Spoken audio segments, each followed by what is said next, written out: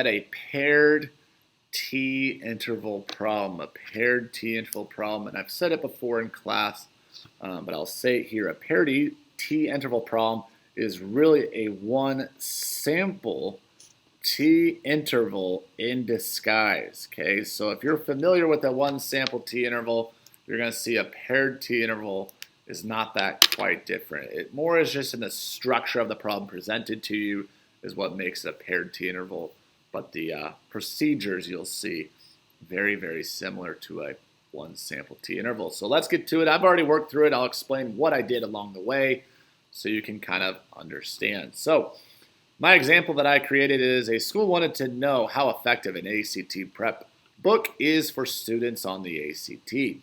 A school randomly selected 8 students to take the ACT, then use the prep materials, and then take the ACT again. So think of like a before and after. They take the ACT, get a baseline score, something happens. In this case, they're going to use this prep book, take the ACT again, and they want to know, hey, what's the improvement there? You know, how effective is this? So the school wants to know a 95% confidence interval for the average improvement on students' ACT score using the prep book. So they're only looking at a sample of kids on their improvement.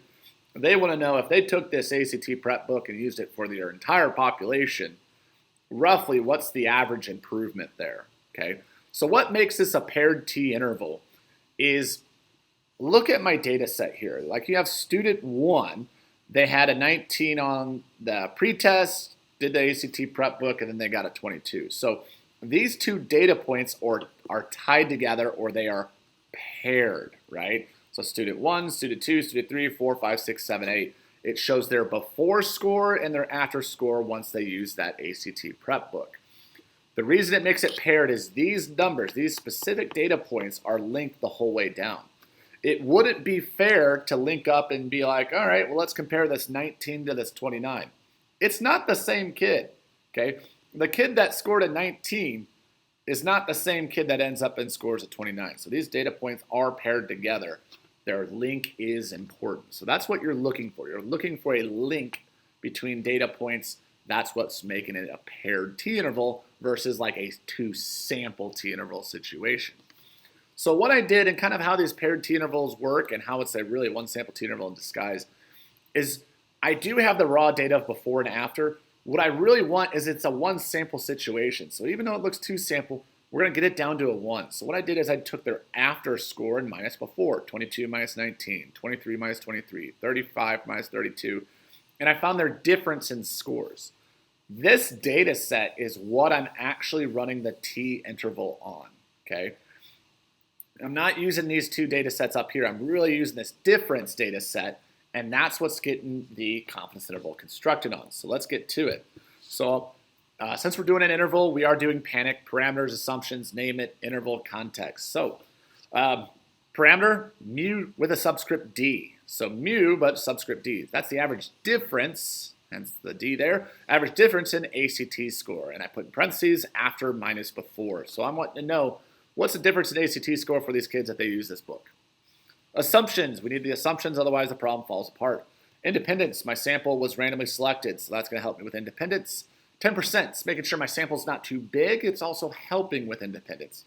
My sample of 8 is less than 10% of the population of all students in the school.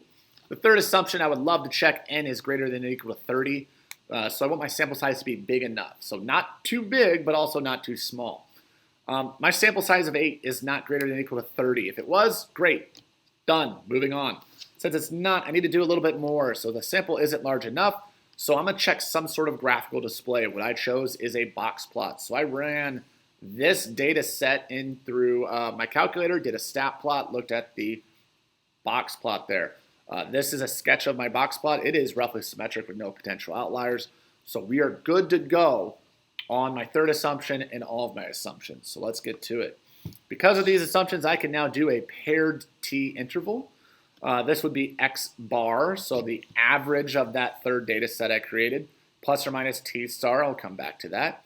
The standard deviation of that data set up above, divided by the square root of n. So I took that data set, I put it all into list 1, and I'm really running a one-sample t-interval in my calculator. There's just some language change throughout the problem. Where I got the T-star is I am using that T-table.